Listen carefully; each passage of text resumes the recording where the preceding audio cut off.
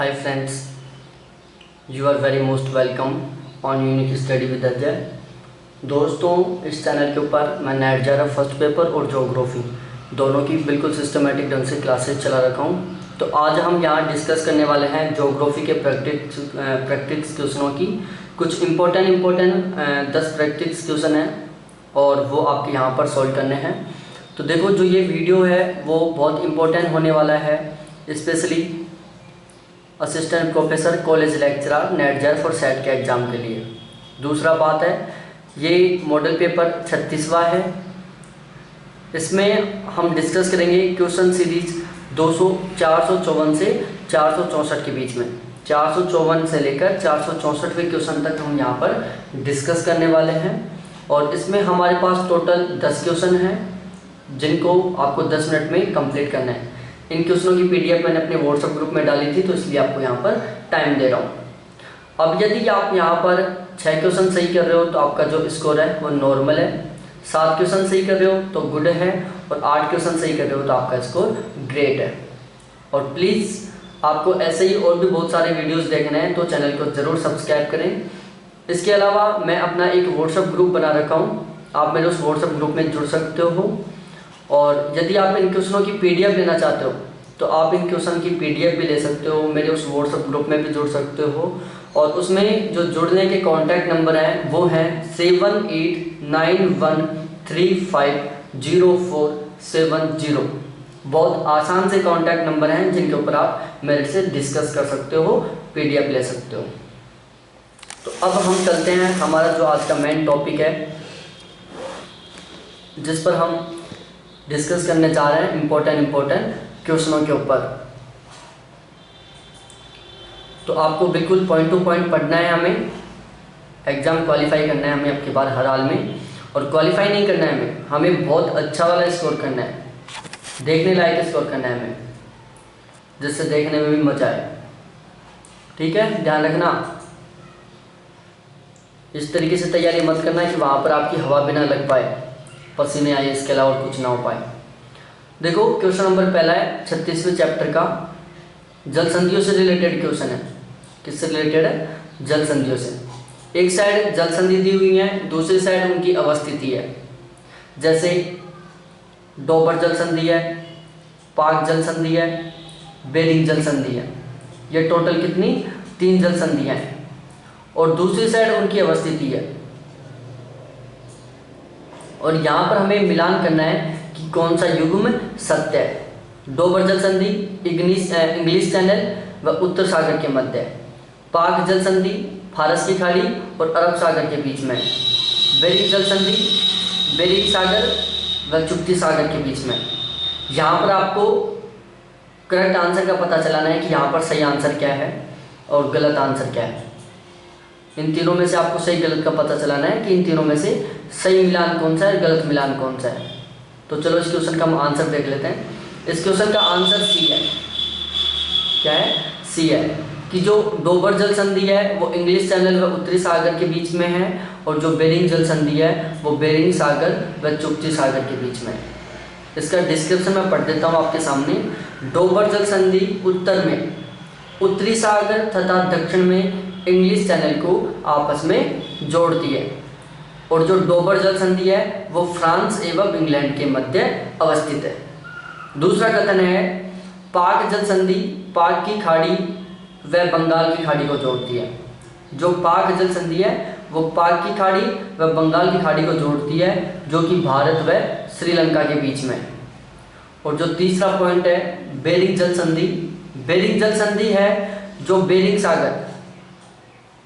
सागर को चुप्ती सागर से जोड़ती है, जो कि अलास्का व रूस के मध्य स्थित है। तो ये तीनों का डिस्क्रिप्शन था। कैसा लगा कमेंट करके ज़रूर बताना, और अच्छी तरीके से जितना हो सके उतना ज़्यादा से ज़्यादा क्वेश्चन सॉल्व करने की कोशिश करो। और सही गलत आना तो आपके बस की बात नहीं है। सही गलत जो भी आंसर हो आप ज़रूर प्लीज़ कमेंट करके बताओ।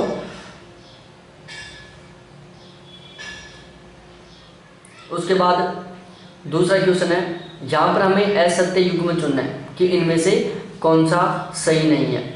और ये चारों आपके सामने है बिल्कुल।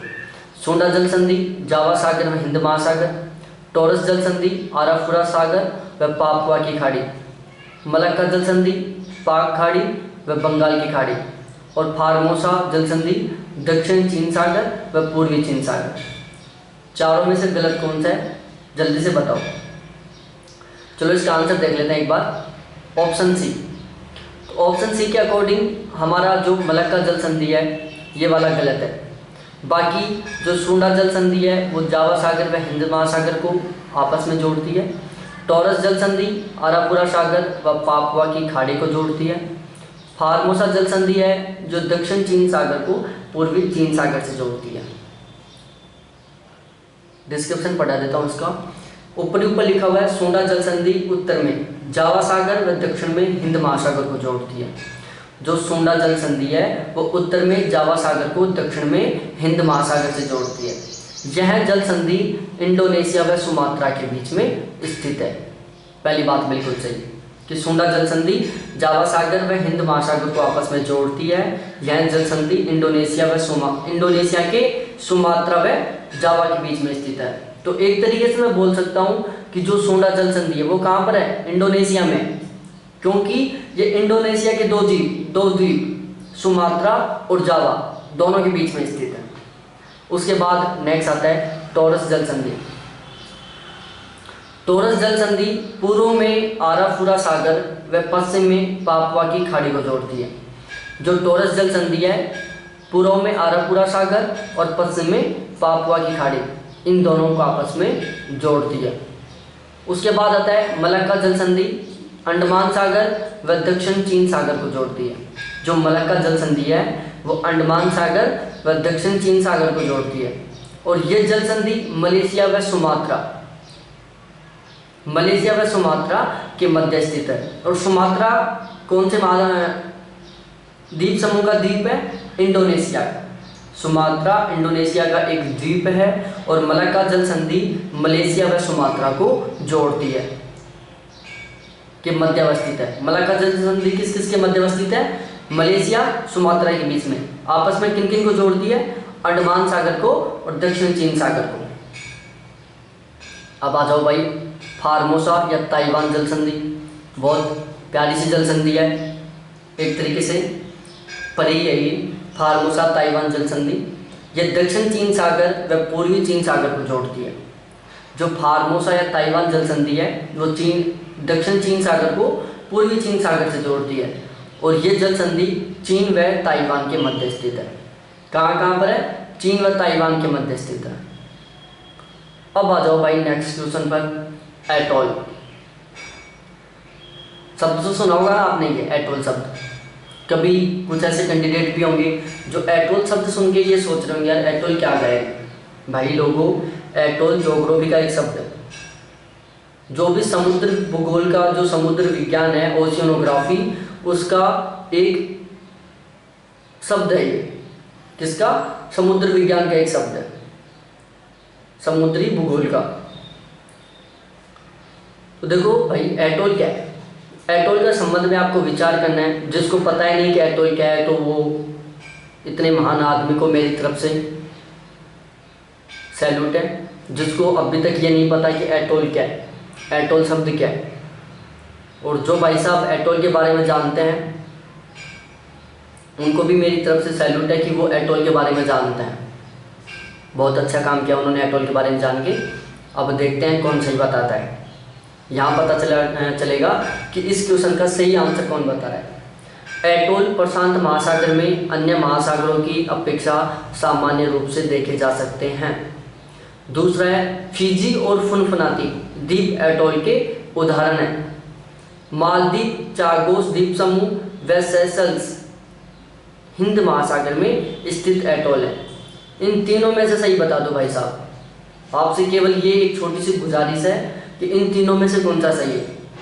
फिर मैं बताता हूँ, आपको डायरेक्ट आंसर के ऊपर लेके चलता हूँ। तीनों के तीनों कथन बिल्कुल सही है भाई। पहला कथन भी बिल्कुल सही है, दूसरा कथन भी बिल्कुल सही है और तीसरा कथन भी बिल्कुल सही है। देखो एटॉल प्रशांत महासागर में अन्य महासागरों की अपेक्षा अधिक सामान्य रूप से देखे जा सकते हैं। जो एटोल हैं वो प्रशांत महासागर में अन्य महासागरों की अपेक्षा अधिक सामान्य रूप से देखे जा सकते हैं। फिजी और फुनफुनाती, जिसको हम जो फुनफुनाती है उसको टुवालू भी बोलते हैं। तो फिजी और फुनफुनाती या टुवालू प्रशांत महासागर में स्थित एटोल द्वीप का उदाहरण है। और तीसरी बात है अरब सागर में मालदीव, चागोस द्वीप समूह, सेशेल्स और कोको द्वीप समूह ये हिंद महासागर में स्थित एटोल के उदाहरण हैं। मालदीव, चागोस द्वीप समूह, सेशेल्स और कोको ये 4 एटोल हैं कहाँ की? हिंद महासागर की। अब लो भाई दूसरा क्वेश्चन भी है तो एटोल पर ही आ गया, फिर दिक्कत हो गई। एटोल द्वीप के संदर्भ में निम्नलिखित कथनों पर विचार करो। पहला कथन, एटोल सामान्यतः एक वृत्ताकार महासागरीय रीफ सिस्टम है। जो एटोल है वो सामान्यतः एक वृत्ताकार महासागरीय रीफ सिस्टम है। दूसरा कथन है एटोल गहरे समुद्री प्लेटफॉर्म से अधिक दूर स्थित होते हैं, वहाँ की अंतर समुद्री विशेषताएं इसके विकास में सहायक हैं। ये आपके पास 2 कथन है। इसका जो दूसरा कथन था उसका कुछ पार्ट यहाँ भी बचा हुआ है, इसको भी ध्यान दे देना, कभी इसको छोड़ दो आप लोग। तो एटोल द्वीप के संदर्भ में इन दोनों कथनों पर विचार करना है कि कौन सा सही है। बिल्कुल प्यारा सा क्वेश्चन है, एक तरीके से बहुत शानदार क्वेश्चन है, मेरा मन आ गया इस क्वेश्चन के ऊपर। तो यहाँ पर बताना है कि दोनों में से कौन सा कथन सही है। मैं तो बताने वाला हूँ। खैर देखो, एटोल द्वीप के संदर्भ में निम्नलिखित कथनों पर विचार करो। एटोल सामान्यतः एक वृत्ताकार महासागरीय रीफ सिस्टम है, बात बिल्कुल सही है। एटोल गहरे समुद्री प्लेटफॉर्म से अधिक दूरी स्थित होते हैं, कि जो एटोल होते हैं वो गहरे समुद्री प्लेटफॉर्म से अधिक दूर स्थित होते हैं, वहाँ की अंतर समुद्री विशेषताएं इसके विकास में सहायक है। दोनों की दोनों बात बिल्कुल सही है। देखो, एटोल मोटे तौर पर महासागरों में पाए जाने वाला एक वृत्ताकार रीफ सिस्टम है जो बड़े केंद्रीय लैगून से घिरा होता है। क्वेश्चन आ जाता है कि एटोल बड़े समुद्री या बड़े केंद्रीय लैगून से घिरा होता है, क्या ये कथन सही है? बताओ भाई। ये कथन बिल्कुल सही है कि जो एटोल होता है वो बड़े केंद्रीय लैगून से घिरा हुआ होता है। घिरा हुआ का मतलब होता है चारों तरफ से घिरी हुई होती है इसको लैगून। अब आ जाओ भाई नई क्वेश्चन, ये एक नई आफत आ गई। पहली है मोजाम्बिक चैनल हिंद महासागर, मेसिना जल संधि, सेलेबीज सागर, बोनीफेसियो भूमध्य सागर। तीनों अलग अलग है। कुछ भाई साहब तो ऐसे भी होंगे जिनको बोनीफेसिया फर्स्ट टाइम सुन रहे हैं, मेसिना जल संधि फर्स्ट टाइम सुन रहे हैं बहुत सारे ऐसे जो सोच रहे हैं कि यार मेसिना जल संधि बोनीफेसिया ये तो हमारी लाइफ में पहली बार आएंगे। मोजाम्बिक जल संधि तो आपकी लाइफ में कई बार आ रही होगी। है छोटे बहुत सारी अच्छी जानकार है ये आपकी, लेकिन ये 2 जल संधियाँ हैं ये थोड़ी थोड़ी आपकी जानकार नहीं है, अनजान आपके लिए हम जानकार बनाते हैं, और जिसके लिए जानकार है वो तो सबसे बेस्ट है। ये 3 ऑप्शन है आपके पास, 4 ऑप्शन है, 3 नहीं 4 ऑप्शन है। और यहाँ से आपको करेक्ट आंसर का पता चलाना है कि भाई साहब इसका सही आंसर क्या है। देख लो एक बार। ऑप्शन सी है जो इसका सही आंसर है। ऑप्शन सी का मतलब होता है कि मोजाम्बिक चैनल हिंद महासागर में और बोनीफेसियो भूमध्य सागर में। अब दिक्कत आ गई कि मेसिना जल संधि कहाँ है? बताओ मेसिना जल संधि कहाँ है? बोनीफेसिया तो भूमध्य सागर में, मोजाम्बिक हिंद महासागर में। तो मेसिना जल संधि के बारे में मैं बताता हूँ, थोड़ा सा वेट करो, नीचे जरो। मोजाम्बिक चैनल हिंद महासागर में अफ्रीकी महादेश में मोजाम्बिक और मेडागास्कर के बीच में स्थित है। जो मोजाम्बिक चैनल है वो मोजाम्बिक और मेडागास्कर इन दोनों के बीच में स्थित है। मोजाम्बिक और मेडागास्कर के बीच में। बहुत प्यारी सी बात है ये, कितना शानदार सा शब्द है ये कि मोजाम्बिक चैनल मोजाम्बिक और मेडागास्कर के बीच में। अब आता है मेसिना जल संधि, ये भी भूमध्य सागर में स्थित है। वहाँ गए नहीं तो यार हमें पता कैसे कि भूमध्य सागर में मेसिना जल संधि भी है। तो अब ध्यान लगा लेना कि मेसिना जल संधि भूमध्य सागर में है। और ये इटली व सिसिली इटली व सिसिली दोनों द्वीपों को एक दूसरे से अलग करती है। और नेक्स्ट है बोनीफेसियो जल संधि, ये भी भूमध्य सागर में। बोनीफेसियो जल संधि भूमध्य सागर में, मेसिना जल संधि भूमध्य सागर में। मेसिना जल संधि किन किन को अलग करती है? इटली और सिसिली दोनों को। कई बार क्वेश्चन पूछ लेगा कि मेसिना जल संधि किन दो सागरों को जोड़ती है, तो ये भी थोड़ा सा ध्यान लगा लेना, याद मत करना, पढ़ तो लो। टायरेनियन सागर और आयोनियन सागर, ये छोटे छोटे दो सागर हैं, टायरेनियन सागर और आयोनियन सागर। इन दोनों को कौन जोड़ता है? मेसिना जल संधि। अब भाई छठा क्वेश्चन है, महासागरीय उच्चावच के संदर्भ में निम्नलिखित कथनों पर विचार करो। देखो भाई साहब, आपको मैं एक छोटी सी जानकारी दे देता हूँ कि मैंने आज ही पढ़ाया महासागरों के बारे में कि जो महासागरीय नितल के उच्चावच हैं वो कितने प्रकार के होते हैं, क्या क्या होते हैं। तो थोड़ी सी कृपा करके मेरे चैनल की प्लेलिस्ट में जाना, वहाँ पर ज्योग्राफी खोलना, ज्योग्राफी फॉर नेट जेआरएफ नाम से एक प्लेलिस्ट है, उसमें जाओ और वहाँ पर ढूंढ लेना। मग्न तट का मैं एक अलग से वीडियो बना रखा हूँ, मग्न ढाल का एक अलग से वीडियो है, गर्तों का एक अलग से वीडियो है और बेसिनों का एक अलग से वीडियो है। इन चारों को थोड़ा बहुत पढ़ लेना। और कुछ लोग ऐसे सोच रहे होंगे या फिर कर रहे हैं ऐसा कि वो इनके नोट्स तैयार कर रहे होंगे, इनके क्वेश्चनों को लिख रहे होंगे। भाई साहब क्यों लिखने में टाइम वेस्ट कर रहा? मैं आपको PDF दे दूँगा इनकी।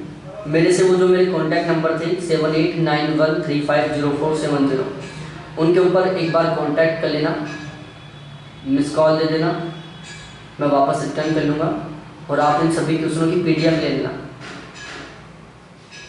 प्रिंट लेना चाहो तो प्रिंट भी ले लेना, मैं आपके पास नोट्स भी भेज दूँगा।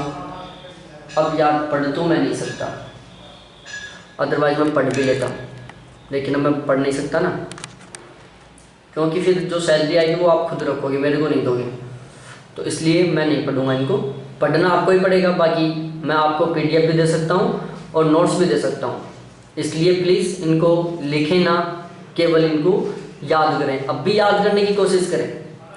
हम लोग क्या करते हैं, नोट्स बना के रख देते हैं, फिर जब एग्ज़ाम होता है 5 दिन बचते हैं एग्ज़ाम के, फिर जाना था उर्द तेरी, उन नोट्सों को तो मैंने पढ़ा ही नहीं, वो रखे हुए वहाँ। फिर यार अब तो नहीं पढ़ेंगे उनको, अब तो मैंने बहुत सारा पढ़ लिया। फिर एग्ज़ाम देके आते हैं, फिर रिजल्ट आता है, फिर रिजल्ट आता है फेल। उत्तर यार उन नोट्सों को मैं पढ़ लेता तो पास हो जाता। यार टाइम नहीं मिला। अरे टाइम कहाँ से मिलेगा, आपने उनको पहले छोड़ दिया, पेंडिंग में डाल दिया। तो इसलिए इनको साइड में मत रखो, आप नोट्स मत बनाओ, इनको यहीं पर याद करने की कोशिश करो। सिंपल क्वेश्चन है और इनकी PDF भी चाहिए तो मैं दे दूंगा आपको PDF ले लेना आप सभी क्वेश्चनों के एक साथ।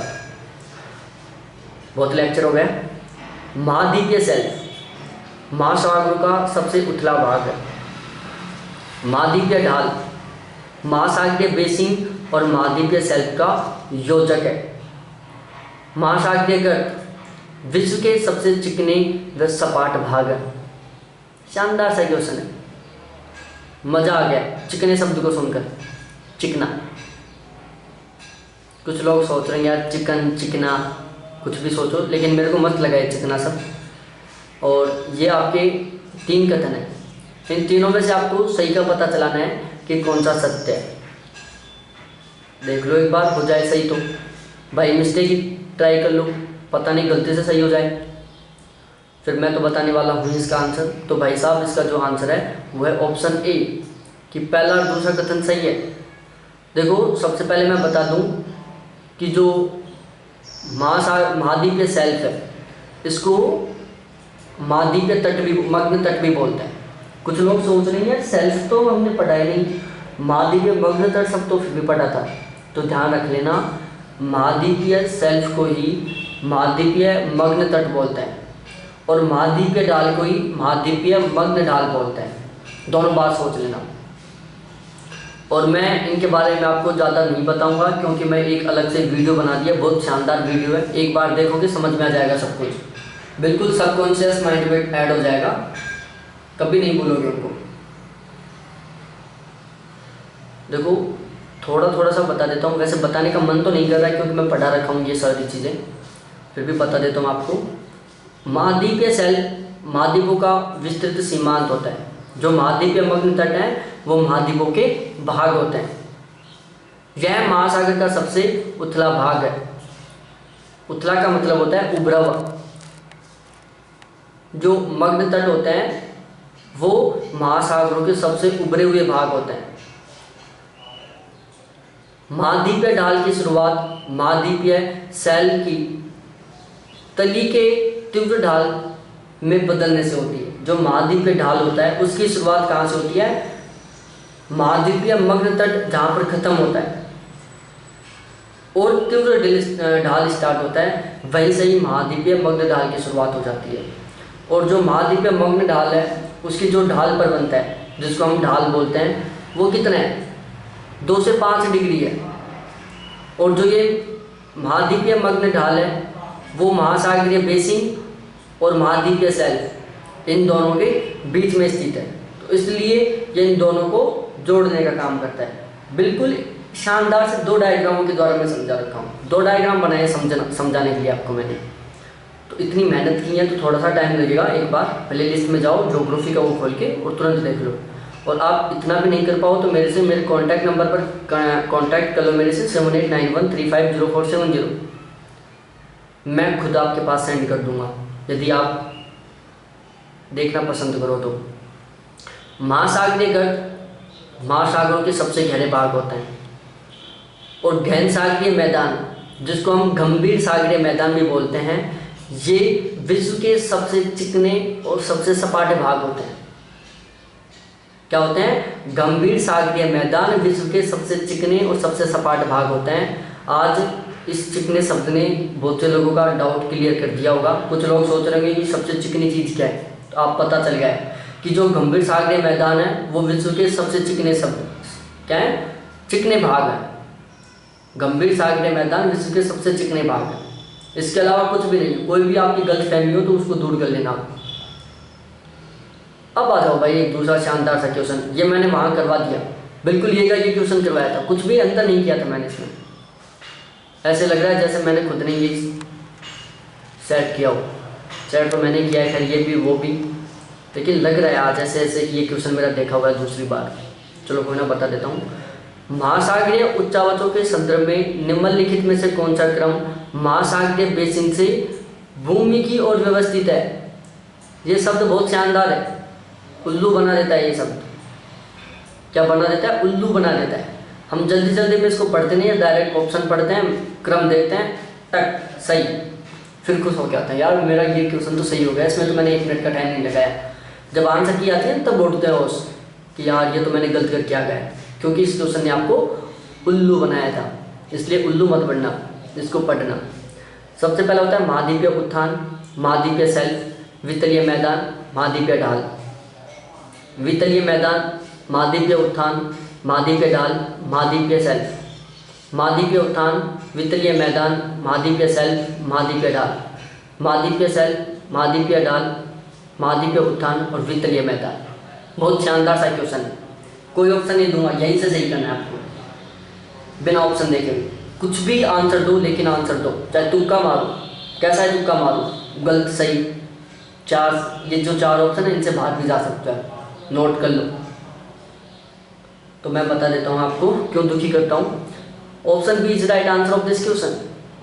सबसे पहले वितलीय मैदान, ऊपर देखो यहाँ पर महासागरीय बेसिन से भूमि की ओर चलना है हमें, तो महासागरीय बेसिन में वितलीय मैदान है, फिर उसके ऊपर महाद्वीपीय उत्थान है, फिर महाद्वीपीय ढाल है और फिर महाद्वीपीय मग्न तट है, जिसको हम सेल्फ बोलते हैं। ठीक है, अब आ जाओ भाई नेक्स्ट क्वेश्चन पर। महाद्वीपीय सेल्फ के संदर्भ में निम्नलिखित कथनों पर विचार करो। बहुत शानदार सा क्वेश्चन है, कोई ऑप्शन नहीं देने वाला मैं आपको, यहाँ दिखा देता हूँ। खैर मन तो कर रहा था आपको ऑप्शन नहीं दूँ, चलो सॉल्व कर लेते हैं। महाद्वीपीय सेल्फ के संदर्भ में निम्नलिखित कथनों पर विचार करो। यहाँ पर कुछ लोगों की फीलिंग में आई होगी कि ये यार इसका आंसर देख रहा है कि यहाँ पर आंसर सही है ना। अरे भाई साहब, मैंने ये क्वेश्चन आज ही लिखा है, और मैंने खुद ने भी आज ही लिखा है ये क्वेश्चन। इतना सा तो आपको में कॉमन सेंस होना चाहिए, मेरे को पता है इसका आंसर बिल्कुल, और वो भी सही आंसर पता है मेरे को। तो आप खुद की देखो, महाद्वीपीय शेल्फ के संदर्भ में निम्नलिखित कथनों पर विचार करो। पहला कथन, ये महासागर का सीमांत क्षेत्र होता है। दूसरा कथन, सभी महासागरों के महाद्वीपीय शेल्फों की चौड़ाई भिन्न भिन्न होती है। यहाँ उपस्थित अवसाद जीवाश्म ईंधन के स्रोत हैं। क्या तीनों सही हैं? जो मैंने 3 सही के निशान लगाए हैं, क्या ये मेरा आंसर सही है? बताओ। कोई ऑप्शन नहीं देने वाला मैं यहाँ आपको। चलो मैं बता देता हूँ भाई साहब, पहले वो गलत कर दो और दूसरा तीसरा सही रख लो, फिर सही आंसर। क्योंकि जो महाद्वीपीय शेल्फ हैं, मैंने अभी ऊपर बताया था, जिनको हम महाद्वीपीय मग्न तट बोलते हैं, वो महाद्वीपों का सीमांत क्षेत्र है, न कि महासागरों का। ये ध्यान रखना आपको। देखो, महाद्वीपीय शेल्फ का या निमग्न तट महाद्वीपों का विस्तारित सीमांत होता है। जो महाद्वीपीय मग्न तट है उसकी औसत चौड़ाई 80 किलोमीटर है। कहीं कहीं पर ये 70 किलोमीटर भी दे रखी है, कोई फर्क नहीं पड़ता 70-80 किलोमीटर में, क्योंकि किसी ने फिक्स नहीं नापी। दूसरी बात, साइबेरिया शेल्फ से ध्रुवों की ओर जाते हैं, जो आर्कटिक महासागर में स्थित है, विश्व का सबसे बड़ा मग्न तट। साइबेरियन शेल्फ जो आर्कटिक महासागर में स्थित है, विश्व का सबसे विस्तृत मग्न तट है। महाद्वीपीय शेल्फों पर भूमि से नदियाँ, हिमनदियाँ और पवनों द्वारा निक्षेपण की क्रिया के परिणाम स्वरूप अवसादों का जमाव होता है, और ये अवसाद जीवाश्मी ईंधन के स्रोत बनते हैं। अब आ गया जाओ भाई, सारगेसो सागर व मध्य अटलांटिक कटक निम्नलिखित में से किस सागर की विशेषता है? सोच लो, ये क्वेश्चन आप गलत कर रहे हो तो समझो भाई साहब, रियल में धूल में लाठी बजाने का काम कर रहे हो आप। यदि ये क्वेश्चन गलत कर दिया आपने तो आपकी इतनी शानदार तैयारी किसी की नहीं है। अब आपको कोई पढ़ने की जरूरत नहीं है, आपका तो क्या बस केवल जो बोर्ड हैं उनकी मिस्टेक हो रही है कि वो आपको विदाउट एग्जाम सेलेक्ट नहीं कर रहे। मेरा बस चले तो मैं आपको बिना एग्जाम द्वारा सेलेक्ट कर दूँ जिन जिन क्वेश्चनों में कैंडिडेट का ये क्वेश्चन गलत हो रहा है। ठीक है, तो इसका जो करेक्ट आंसर है वो है ऑप्शन सी, अटलांटिक महासागर। कि भाई सारगेसो सागर और मध्य अटलांटिक कटक कहाँ पर हैं? अटलांटिक महासागर में। पढ़ लो थोड़ा सा, सारगेसो सागर और मध्य अटलांटिक कटक अटलांटिक महासागर में स्थित है। मध्य अटलांटिक कटक विश्व का सबसे लंबा महासागरीय कटक है, जो उत्तर में आइसलैंड से लेकर दक्षिण में बोवेट द्वीप तक विस्तृत है। मध्य अटलांटिक कटक एस अक्षर के आकार में विस्तृत है। किस आकार में? एस अक्षर के आकार में विस्तृत है। सारगेसो सागर दुनिया का एकमात्र समुद्र है जिसकी कोई ही सीमा नहीं है, कोई तट सीमा नहीं है। जो सारगेसो सागर है वो बिना सीमा वाला समुद्र है, ध्यान रखना। अब भाई अगले क्वेश्चन पर आ जाते हैं। महासागरीय जल के तापमान के संदर्भ में निम्नलिखित कारकों पर विचार करो। पहला अक्षांश, दूसरा सनातन पवने, तीसरा महासागरीय धाराएं और चौथा स्थल एवं जल का असमान वितरण। उपयुक्त कारकों में से कौन से महासागरीय जल के तापमान को प्रभावित करते हैं? बताओ भाई। महासागरीय जल के तापमान के संदर्भ में निम्नलिखित कारकों पर विचार करो। अक्षांश, सनातन पवने, महासागरीय धाराएं, स्थल एवं जल का असमान वितरण। उपरोक्त कारकों में से कौन से महासागरीय जल के तापमान को प्रभावित करते हैं? कोई ऑप्शन नहीं देने वाला, ऐसे ही बताना है आपको। तो देखो भाई साहब, ये जो चारों के चारों है, अक्षांश, सनातन पवने, महासागरीय धाराएं, स्थल एवं जल का असमान वितरण, ये चारों के चारों हैं जो महासागरीय तापमान को प्रभावित करते हैं। तो देखो, आज के हमारे ये 10 क्वेश्चन बिल्कुल सही हो गए हैं, कंप्लीट हो गए हैं। सही नहीं सही को तो आपको खुद को पता है कि सही किया आपने गलत किया है। मेरे को बताओ चाहे मत बताओ, कोई मतलब नहीं है मेरे को इस चीज़ से। मेरा यूट्यूब पर वीडियो डल चुका है और भी बहुत सारे कैंडिडेट देखेंगे यदि आप चाहोगे तो। आप नहीं चाहोगे तो नहीं देखेंगे, क्योंकि इस वीडियो को तब देखेंगे जब आप इसको शेयर करोगे, इस वीडियो को लाइक करोगे, यहाँ पर ढेर सारे कमेंट लिखोगे, अपनी प्रॉब्लम सॉल्व करोगे।